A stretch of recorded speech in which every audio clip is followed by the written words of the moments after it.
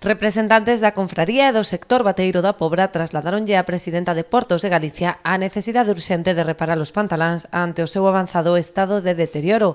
Susana Lenguas comprometeuse a realizar as actuacións puntuais que sexan precisas, á espera de licitar o proxecto de restitución do pavimento dos pantaláns de terceira e cuarta lista.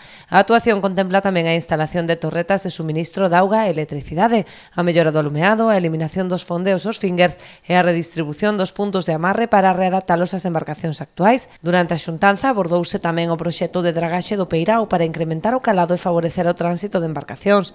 A presidenta de Portos informou que a actuación contemplará tamén a dragaxe do Peirao comercial. Houbo tempo tamén para analizar os problemas de seguridade do porto pobrense. Tras as demandas dos usuarios, Portos de Galicia analizará a viabilidade de instalar cámaras de videovigilancia en todo o recinto portuario.